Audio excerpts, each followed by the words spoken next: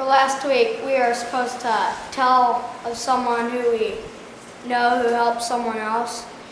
And in Mexico, there was a man whose name was Don Alejo, and he took care of this old lady who was named Doña Mago, and she was blind. Peter and John freely gave to dead news.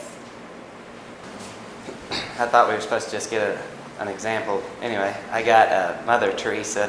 She was taking care of all the sick and the orphans, and she just devoted her life to that.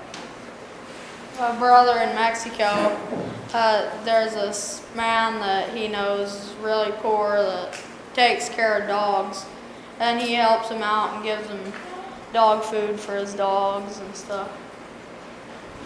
When we lived in Oklahoma, Dad used to go to the Cimarron jail and with some of the other men in the church down there and have a Bible study with the people in jail. I remember a couple of years ago when we lived in Oklahoma, we had a neighbor who had really bad cancer, and one Sunday, Dad and Mom stayed home to help him and his wife. Lately, Sister Carol has been away from her home up there in Pennsylvania, and she's living with her daughter, I think, taking care of her daughter's children or something like that. But anyway, her house, she's trying to sell it, but it was all neglected and in real bad shape, and the grass was like knee-high, and she was asking people, trying to get people to help her out because she wasn't even there and her son was in jail. And she asked some people from a church around there if they could come and help, but they didn't. They had their excuses. And then here, this one lady, I think it was a lady anyway, that knew Sister Carol, she and her husband went there and they mowed the lawn and cleaned things up, so Sister Carol was real happy about that. Brother that Roger was talking about, Damian, he always just goes around and helps people a lot, and just there have been times that he's almost done it, that it just gets at him too much almost, and that's just a good example for us. And also, just thinking of Brother David, goes around and visits all the people in old people's home, and they look forward to seeing him, and that's a real help to those people. We have a neighbor lady that she lives by herself, and her daughter used to live with her, and she has a divorced woman. She has like 5 or 6 little kids, and she always went to work every day, and her grandma took care of them in the house and mowed the yard, and Mom would always take them food and give them stuff, and me and Chad would go up there and mow the yard a lot, but help out.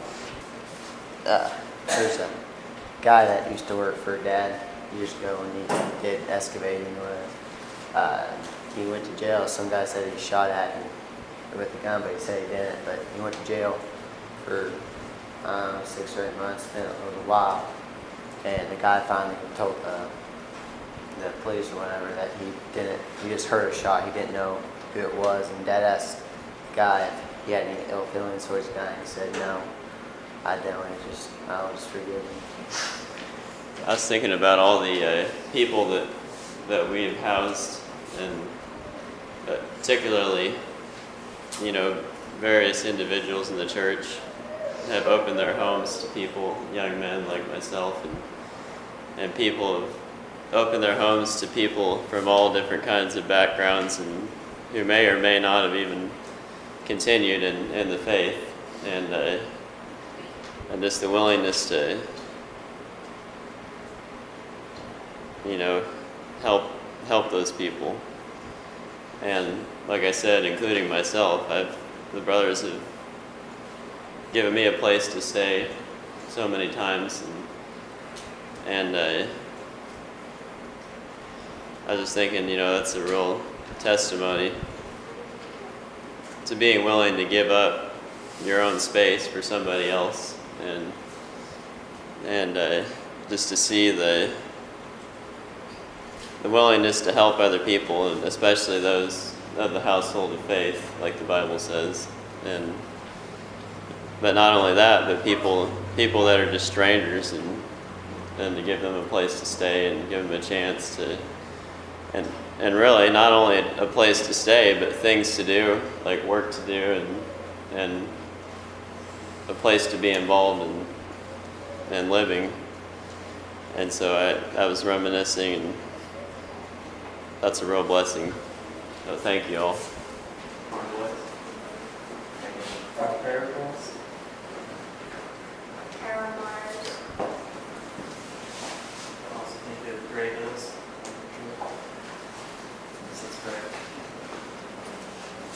Thank you, Lord, for this opportunity we have to meet together, pray for Carol Myers, for the hardship she's going through.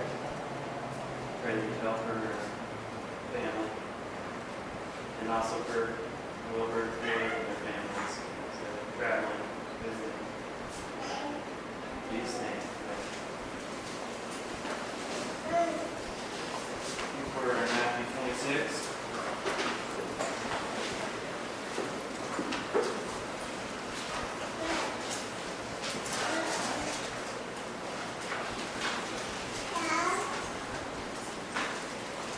Now it came to pass when Jesus had finished all these things that he said to his disciples, "You know that after 2 days is the Passover, and the Son of Man will be delivered up to be crucified."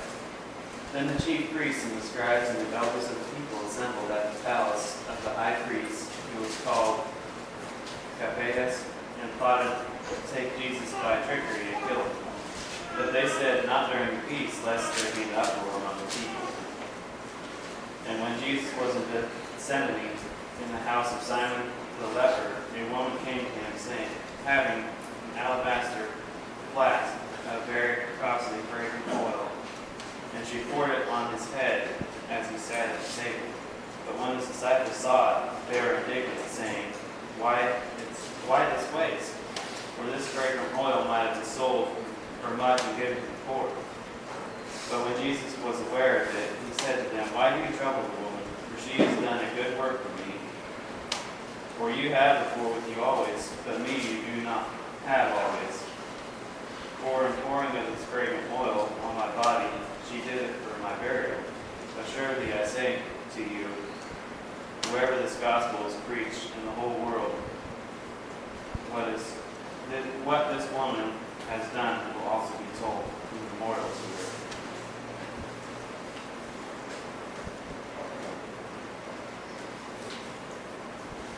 Yeah, it just seemed like the disciples had their focus wrong. They were thinking of the money side of things instead of the sacrifice she was offering to Jesus. And it seemed like they made an excuse that, oh, this could have been sold and given to the poor, but really their heart wasn't right. And that was just a good sounding excuse for what they were thinking about the money. Here in 14. Then one of the 12, called Judas Iscariot, went to the chief priests and said, "What are you willing to give me if I deliver him to you?" And they counted out 30 pieces of silver. So from that time he saw opportunity to betray him. And this part right here also, well, this is about money too. Judas was willing to betray a man who's been with for a long time and trusted just because of money. The Bible also says that money is the root of all evil. People are willing to do about anything for it, so we got to be careful. Here in 17. Now on the first day of the feast of unleavened bread, the disciples came down to Jesus, saying to him, "Where do you want us to prepare you to eat the Passover?" And he said, "Go into the city to a certain man, and say to him, the teacher says, my time is at hand. I will keep the Passover at your house with my disciples." So the disciples did as Jesus had directed them, and they prepared the Passover. When evening had come, he sat down with the 12. Now, as they were eating, he said, "Assuredly I say unto you, one of you will betray me." And they were exceedingly sorrowful, and each one of them began to say to him, "Lord, is it I?" And he answered and said, He who dipped his hand with me in the dish will betray me. The Son of Man indeed goes just as it is written of him. But woe to that man by whom the Son of Man is betrayed. It would have been good if that man had never been born. Then Judas, who was betraying him, answered and said, Rabbi, is it I? And he said to him, You have said it. Yeah, and I also noticed that Judas full well knew that he was the one that was going to betray Jesus. And yet he called him a friend, and then he asked him if he was going to betray him. And that just shows how big trickery can be too. I mean, you wouldn't even think he would have asked him. You wouldn't even think he should be there, for his own conscience sake. He was. Number 26.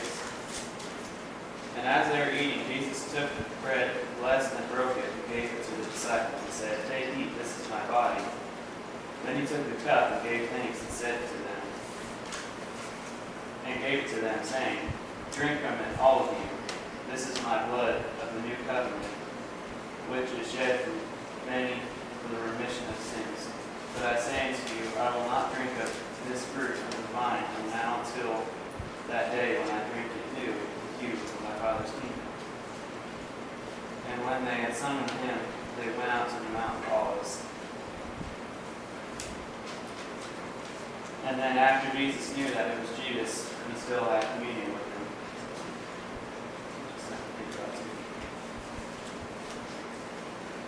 I think that's where I'll leave it, because it's got a lot of verses in it. I guess for the boys' lesson, we can have something about the dangers of money or even greed. Something about that story, someone that got swept away or somewhere in that